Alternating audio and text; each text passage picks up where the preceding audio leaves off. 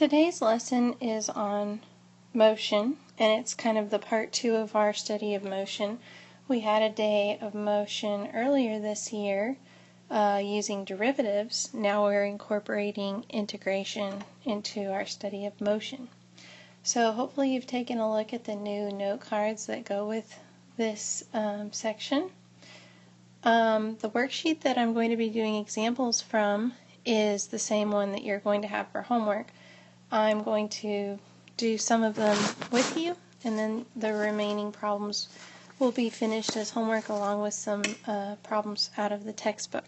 So our first example is one that has a graphical focus, and it says the graph to the right shows the velocity. And I know that it's hard to see the label on the graph, but it does denote that this graph represents the velocity of some particle moving along the x-axis for times from 0 to 11. So we would assume if our velocity is positive, we're moving to the right. If our velocity is negative, we're moving to the left. And it does tell us that the graph consists of a semicircle and 2 line segments. That's just for clarity so that you don't have to wonder, is that for sure a semicircle or is it some other type of curve? And you're to use the graph and your knowledge of motion to answer these questions. Number 1 says at what time t, so we're looking for a time value, where time is from 0 to 11, is the speed of the particle the greatest. Now, if you will recall, speed is equal to the absolute value of the velocity. And that's from earlier this year when we looked at motion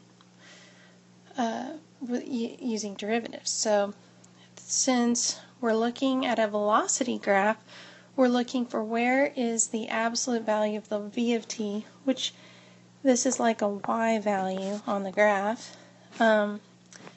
Where is it the greatest absolute value? So we don't care positive or negative, we're really looking for furthest from the x-axis. So that's going to be right here. And I know that, I'm sorry, this picture is so hard to read. Hopefully you have a copy of this worksheet with you. The time there is equal to 8 seconds.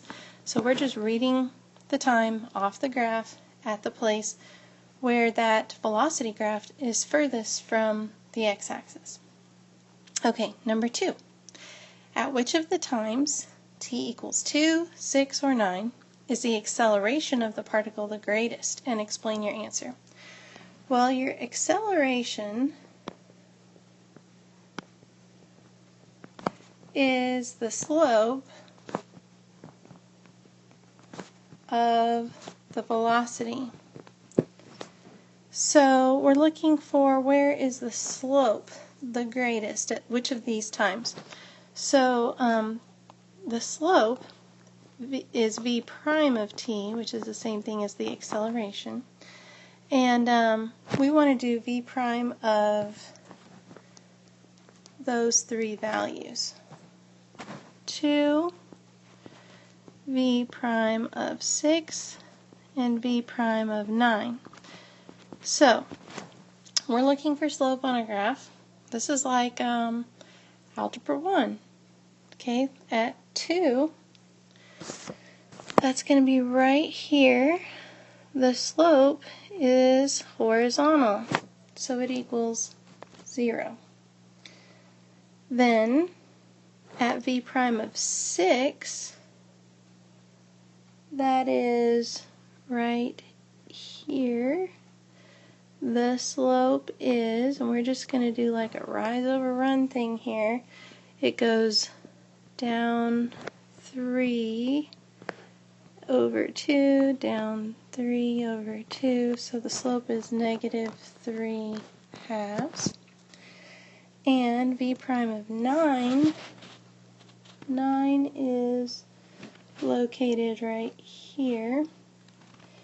And we can see at this point at 9 we have a rise of 3 and a run of 1, rise of 3, run of 1, so the slope is 3. So at which time is the acceleration the greatest? That's going to be at positive 3, the time t equals 9. Alright, number 3. Over what time intervals is the particle moving to the left? The particle is moving to the left when the velocity is negative, which is where this graph is below the x-axis. Let me clean up my graph here. Okay, so where is it below the x-axis? That's going to be here to here. Oops, go back. So what times are those? From 4 to 10, and I'm not including the values where it's at 0 because it's not moving left when the velocity is 0. It's technically stopped momentarily. Or you could use interval notation. They take it either way. Alright, number 4. Over what time intervals is the speed of the particle decreasing? Okay, speed is decreasing when velocity and acceleration have opposite signs.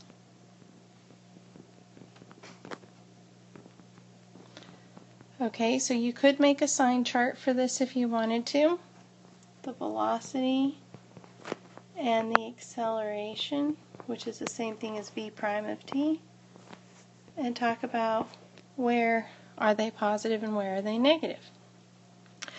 Or you could just kind of analyze this by looking at the graph carefully.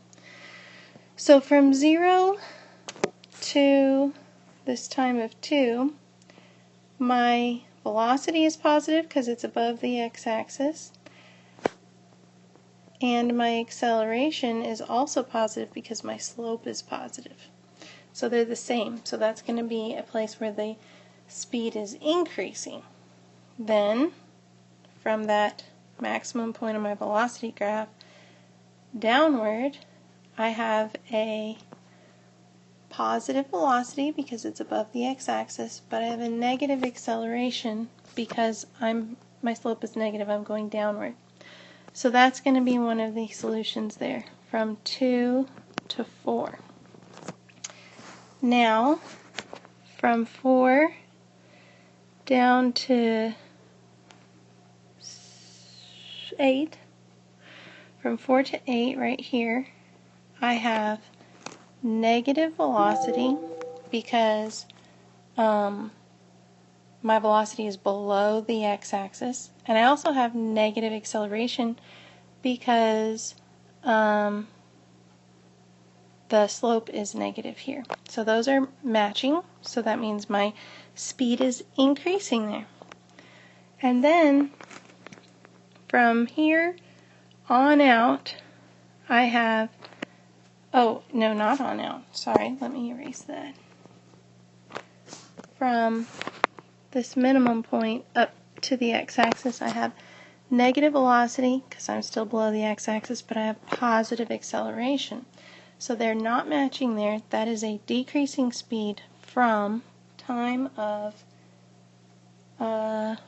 sorry, it's very difficult to read, 8 to 10.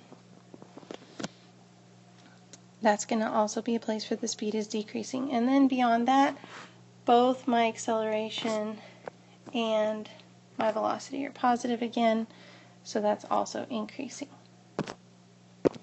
Okay, moving along, question 5 says, find the total distance traveled by the particle over the time interval from 0 to 11.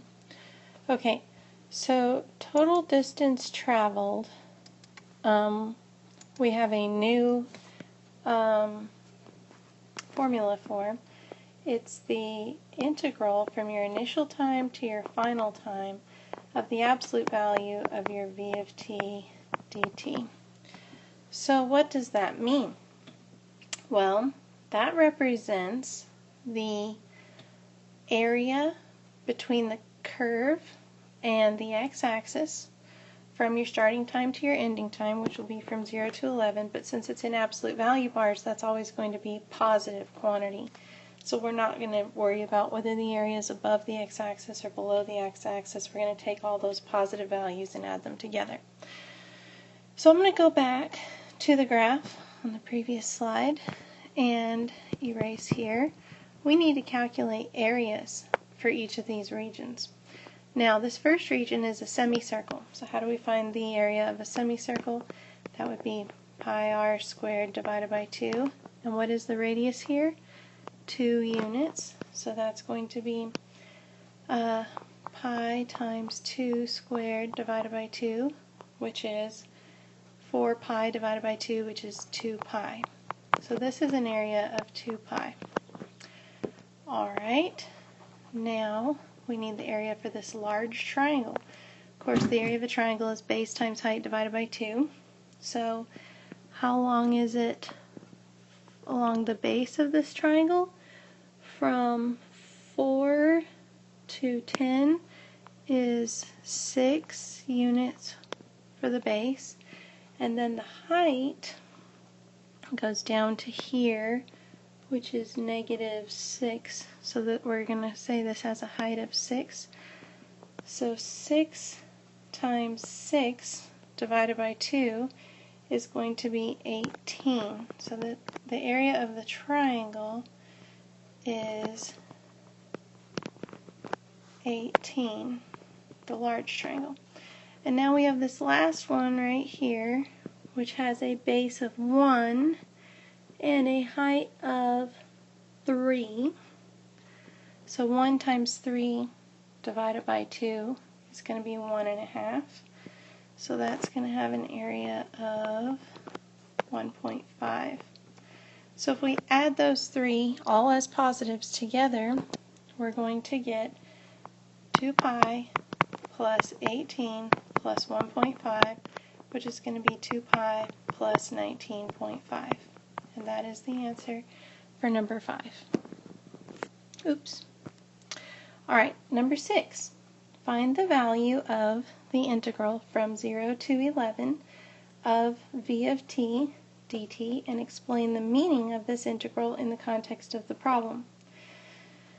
Okay, so this is really similar to the last one because we did essentially the integral from 0 to 11 of the absolute value of v of t dt. So what is the difference between number 5 and number 6? We're no longer doing the absolute value. So here we're looking at, it could be positive, it could be negative. So which area was actually below the x-axis? The 18, right? So that one should be a negative.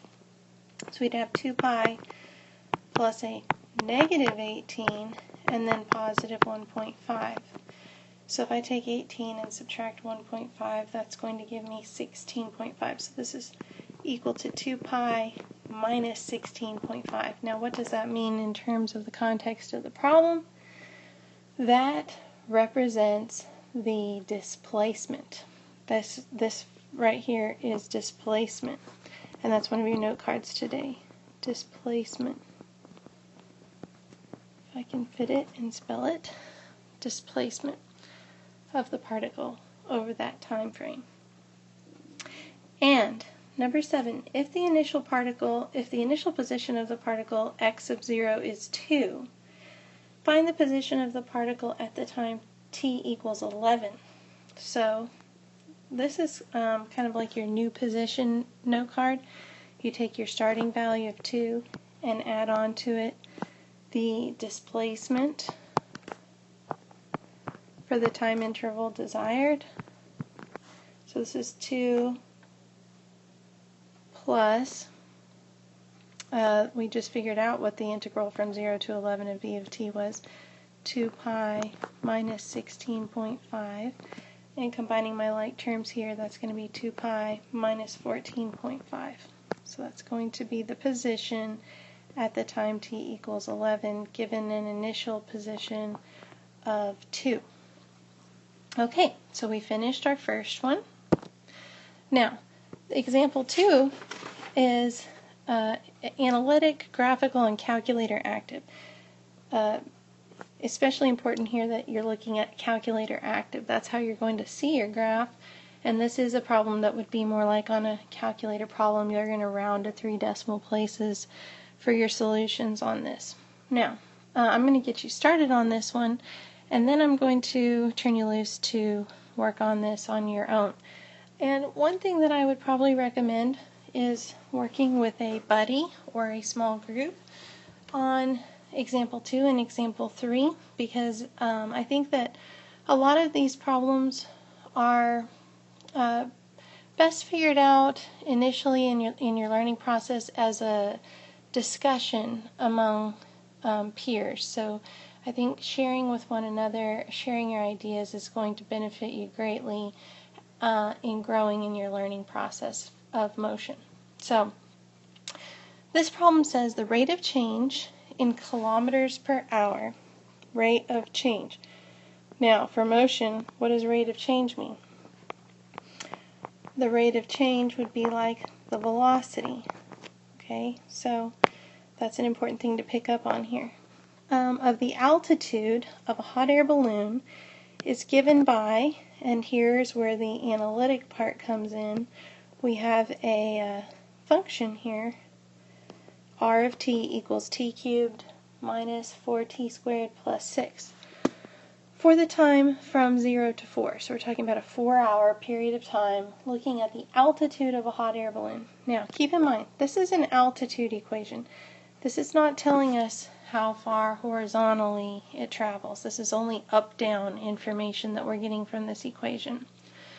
Assume that the balloon is initially at ground level, so it starts on the ground.